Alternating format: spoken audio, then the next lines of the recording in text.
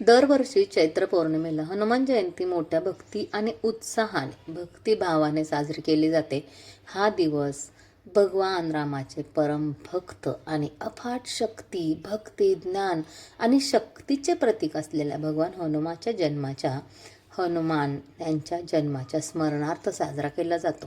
या दिवशी भक्त उपवास करतात, सुंदरकांड, हनुमान चालीसा पठण करतात, हनुमानजींचा मंत्र पठण करतात आणि हनुमानजींना विविध प्रकारचे नैवेद्य अर्पण करून त्यांना प्रसन्न करतात आणि आनंद राहतील, म्हणजे हनुमान आनंदी राहतील आणि त्यांच्या भक्तांवरती आशीर्वादाचा वर्षाव करतील यासाठी भक्त पूर्ण मनापासून हनुमानाची भक्ती करतात, सेवा करतात. ज्यांचा विश्वास आहे ना, ते मूर्तीला प्रसन्न करण्यासाठी शक्य तितके प्रयत्न करतात. मग जसं तुम्हाला मी सांगितलं, हनुमान चालीसा म्हणणं, सुंदरकांड म्हणणं, हनुमानचा मंत्र म्हणणं, नैवेद्य दाखवणं, या सगळ्या गोष्टी करतात. आणि असं आपली मान्यता असते, स्वतःचीच मान्यता असते की असं केल्यामुळे आपल्या हनुमानजींचे विशेष आशीर्वाद मिळतात आणि ते प्रसन्न होतात, आपल्या इच्छा, भक्तांच्या इच्छा पूर्ण करतात. तर काय काय नैवेद्य दाखवायचं मी तुम्हाला आपल्या व्हिडिओमध्ये सांगणार आहेत. जेवढे जमेल तेवढं करा. अगदी असंच नाही आहे की हे सगळे नैवेद्य तुम्हाला दाखवायचे. जेवढा यातला जमेल तेवढं करा. मनापासून करणं याला खूप महत्त्व आहे. विश्वासाने करणं हे महत्त्वाचं आहे. हनुमानजींना ना गूळ आणि चणे खूप आवडतात. गूळ आणि भाजलेले चणे हे हनुमानजीचा आवडता प्रसाद असल्यामुळे ही एक सोपी पण प्रभावी सेवा आहे. तर यामुळे काय होतं, हे आपण अर्पण केलं, वाहिलं ना हनुमानजींच्या मूर्तीला, तर घरात सुख, समृद्धी, शांती टिकून राहते आणि आपल्याला म्हणजे जे वाहतात त्या भक्तांना ऊर्जा आणि सकारात्मकता मिळते. नारळ एक हनुमानजींना अर्पण करायचा असतो, तो फोडायचा नाही आहे, तो संपूर्ण अर्पण करायचा आहे, तरच तो स्वीकारला जातो असं म्हणतात. कारण हे समर्पण, हा जो पूर्ण नारळ आपण जेव्हा अर्पण करतो तर ते समर्पण आणि पूर्णतेचे प्रतीक असते.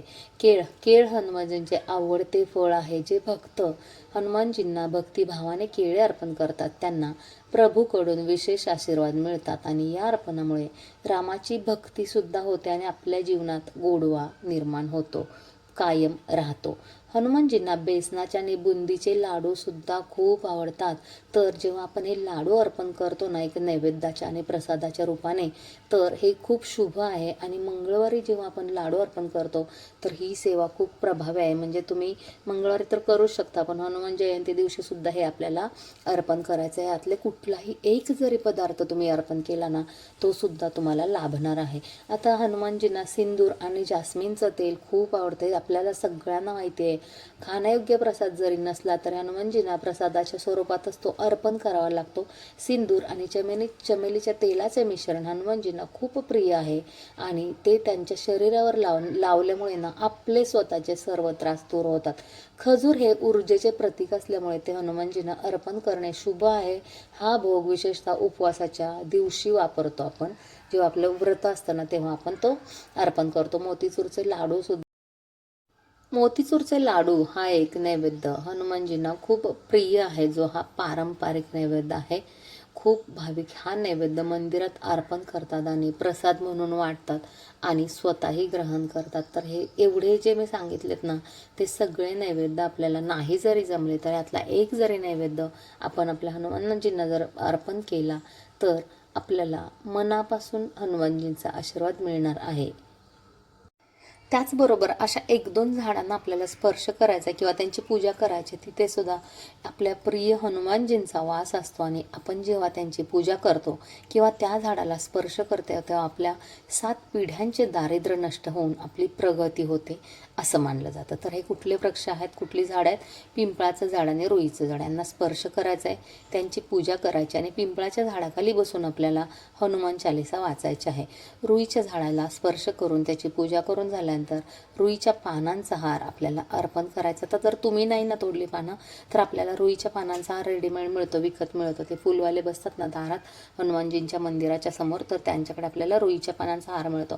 तर तो आपल्याला हार अर्पण करायचा आहे. नैवेद्यांसोबत आपल्याला रुईची पानांचा हार किंवा लाल फुलांचा हार, म्हणजे लाल फुलं हनुमानजींना खूप आवडतात म्हणून लाल फुलांचा पण हार आपण अर्पण करायचा आहे.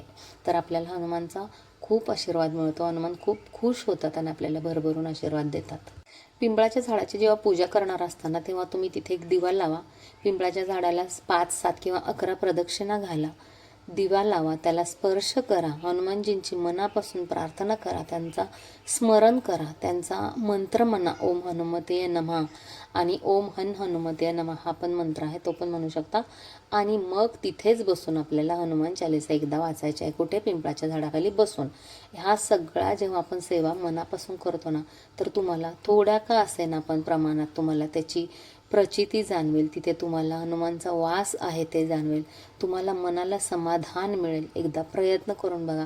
पिंपळाचं झाड जर आजूबाजूला नसेल तर सरळ मंदिरात जाऊन रुईच्या पानांचा हार अर्पण करा, लाल फुलं अर्पण करा आणि मंदिरात बसून का असेना पण तुम्हाला तशी तर 21 वेळा हनुमान चालीसा म्हणायची आहे. पण जर वेळ नसेल, वेळेअभावी किंवा बसायला तिथे जागा नसेल किंवा बसता येत नसेल, काही प्रकृतीचे प्रॉब्लेम्स असतील, तर तब्येतीच्या तक्रारी असतील, तर मग एकदा तरी का असेना हनुमान चालीसा म्हणायची आहे.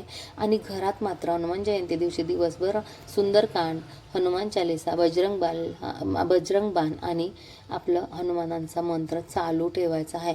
रामाचा मंत्रसुद्धा तुम्ही चालू ठेवू शकता, कारण रामांची सेवा केली की हनुमान खूप प्रसन्न होतात, खूप आनंदी होतात आणि त्यांना हे भक्त असे खूप आवडतात जे राम भगवानची सुद्धा सेवा करतात. आणि राम भगवानांना सुद्धा हनुमानजींची सेवा करणाराच भक्त आवडतो, त्यामुळे ते डबल खुश होऊन आपल्याला डबल आशीर्वाद देतात. आजच्या व्हिडिओमध्ये एवढंच. नवीन व्हिडिओ घेऊन पुन्हा एकदा येते, तोपर्यंत अवधूत चिंतन श्री गुरुदेव दत्त. जय श्रीराम, जय हनुमान. चला, थँक्यू. व्हिडिओ आवडला असेल तर लाईक करा, शेअर करा आणि सबस्क्राईब करायला विसरू नका. बेल आयकॉनवरती क्लिक करा, म्हणजे लगेच जे आपले व्हिडिओ अपलोड होतात त्याचं नोटिफिकेशन तुम्हाला मिळून जाईल. चला, व्हिडिओ लास्टपर्यंत बघितल्याबद्दल मनापासून धन्यवाद. थँक्यू. Bye bye. हनुमान चिरंजीवी असल्याने आज देखील अस्तित्वात असल्याची मान्यता भाविकांमध्ये आहे. हनुमानाला लावण्यात येणारा शेंदूर अत्यंत पवित्र मानला जातो. शरीर शौशव कमावण्याची आवड असणाऱ्यांनी हनुमानची आराधना करावी. हनुमान स्तोत्र, हनुमान चालीसा म्हणणाऱ्यांना आत्मिक समाधानाची प्राप्ती होते. 7:30 सुरू असलेल्या व्यक्तींनी दररोज किंवा किमान प्रत्येक मंगळवारी व शनिवारी मारुतीचे दर्शन घ्यावे. हनुमानाला शक्ती, स्फूर्ती आणि ऊर्जेचे प्रतीक मानण्यात आले आहे. चैत्र शुद्ध पौर्णिमेला अंजनी मातेच्या पोटी हनुमानाचा जन्म झाला, त्यामुळे चैत्र शुद्ध पौर्णिमा हनुमान जयंती साजरी केली जाते. मनोजवं मारुततुल्यवेगं जितेंद्रियं बुद्धिमत्तां वरिष्ठं वातात्मजं वानरयूथमुख्यं श्रीरामदूतं शरणं प्रपद्ये. हनुमानाला मारुती, बजरंगबली, रामभक्त, आंजनेय, महावीर, पवनपुत्र, पवनसूत, केसरीनंदन अशा अनेक नावाने संबोधले जाते. हनुमानाचे शस्त्र गदा आहे आणि हनुमानाला तेल, शेंदूर, रुईची फुले, पाने अर्पण करण्याची परंपरा आहे. त्याचप्रकारे नैवेद्य म्हणून मोतीचूरचे लाडू आपण आणि गूळ आणि चणे, केळी असे हाही नैवेद्य अर्पण करण्याची परंपरा आहे.